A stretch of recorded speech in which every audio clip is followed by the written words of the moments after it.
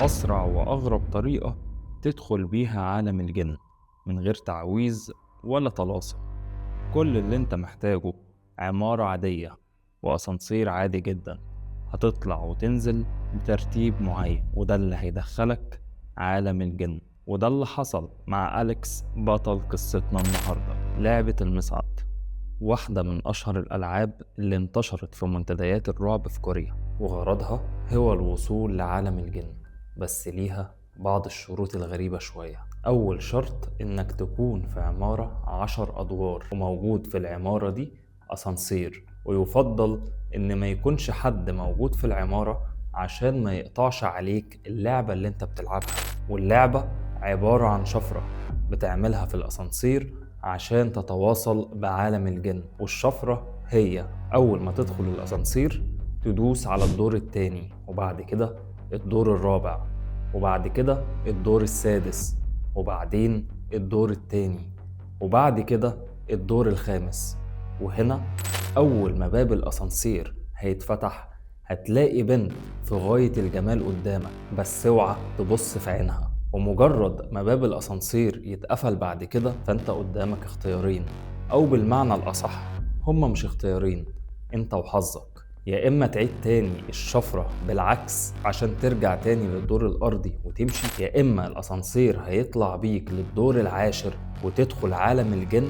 ووقتها مجرد ما الأسانسير هيبدأ يطلع بيك بدل ما ينزل، مش هيستجيب لأي محاولة منك إنك تنزل تاني، وغصب عنك هتوصل للدور العاشر. ولو ده حصل معاك يا إما هتختفي، يا إما في روح ملعونة هتفضل تطاردك لحد ما تموت. كمل معايا لأن هحكي لك قصة دلوقتي نهايتها في قمة الغموض والرعب. وقصتنا بتبدأ من عند شاب اسمه أليكس، بيقول إنه كان قاعد على اليوتيوب بيشوف فيديوهات مقالب اللي هي بتحصل في الأسانسير. أنا واحد من الناس شفت فيديوهات زي كده، وفضل يخرج من فيديو للتاني للتالت للرابع لحد ما وقع قدامه فيديو اسمه المصعد الكوري. فتح الفيديو وشاف الخطوات كاملة، وهنا الفضول سيطر على أليكس. وأليكس قال أنا هجرب اللعبة دي، وبدأ يدور في منطقته عشان يوصل لمكان بنفس المواصفات اللي الفيديو طالبها. بس وقتها ملقاش عمارة فاضية زي ما قال، فاختار فندق مكون من 10 أدوار، لكن اختار وقت بعد نص الليل بحيث إن الدنيا تكون هادية شوية ومحدش يقطع عليه لعبته. أليكس بيقول أنا حفظت الخطوات اللي الفيديو طلبها، وكانت خطوات بسيطة، وبالفعل رحت الفندق وبدأت أعمل كل الخطوات بالترتيب لحد ما وصلت للدور الخامس. وفعلا ظهر قدامي بنت في غاية الجمال، بس كان في تحذيرات إن أنا ما ينفعش إن أنا أبص في عينها، لكن للأسف وقتها ما قدرتش أسيطر على نفسي وبصيت في عينها. بعدها على طول باب الأسانسير اتقفل. فضلت احاول ان انا اعمل الشفرة بالعكس عشان انزل الاسانسير منزلش.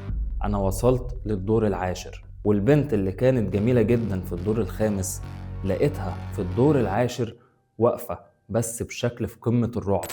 عينها كان لونها بنفسجي، بمعنى لون بنفسجي، وتحت عينها خطوط سواد زي ما يكون كانت حاطة ميك اب وعيطت، وشفايفها زرقاء جدا وعليها نقط حمراء زي ما تكون تجلطات دم. وبدل ما افضل في الاسانسير واحاول انزل، برضو فضولي قتلني وخرجت من باب الاسانسير. واول ما خرجت سمعت صوت من ورايا، صوت حد جدا بيقول لي انت رايح فين يا أليكس. وبرضو كان في تحذيرات ان انا ما بصش ورايا لو حد نادى عليا، بس برضو انا ما كنتش مسيطر تماما على جسمي. لفيت وبصيت عليه عشان بعد كده باب الاسانسير يتقفل بسرعة غير عادية، ودخلت عالم غريب جدا. الطرقة كانت مليانة سواد، وفي آخر الطرقة في علامة صليب لونه أحمر.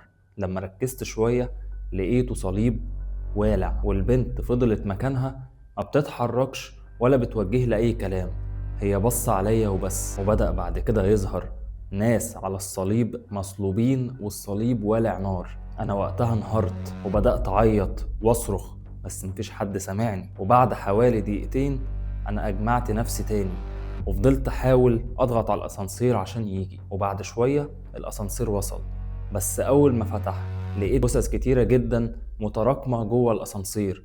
ووقتها أنا قلت لنفسي أنت قدام اختيارين، يا إما هتستحمل وتركب، يا إما هتفضل مكانك وكده هتكون ضعت زي ما الفيديو قال.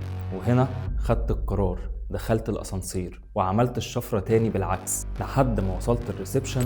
وأول ما نزلت الريسبشن ما كانش فيه جنس مخلوق، الريسبشن كان فاضي. وقتها خرجت من الفندق وجريت على بيتي وقفلت على نفسي كويس، وجريت على اوضتي وقفلت على نفسي كويس. بس بعدها بشوية انا سمعت صوت تخبيط على شباك الأوضة، وفضلت فترة كبيرة جدا البنت دي بتطاردني ومش عارف انام ولا عارف امارس حياتي. وهنا قررت ان انا هكتب مذكراتي، ودي كانت اخر حاجة موجودة في مذكرات أليكس، عشان عايز اقولك ان أليكس. ودي تجربة موثقة عن لعبة المصعد، لعبة مش مفهومة ومش فاهمين ده بيحصل ازاي. كل اللي الناس عارفاه ان دي شفرة بتوصلهم لعالم الجن. قصتي كده خلصت، ولو حابين ان احنا نعمل سلسلة عن الالعاب الملعونة اكتبولي في الكومنتات. اشوفكم في فيديوهات جاية جديدة عجيبة وغريبة. سلام.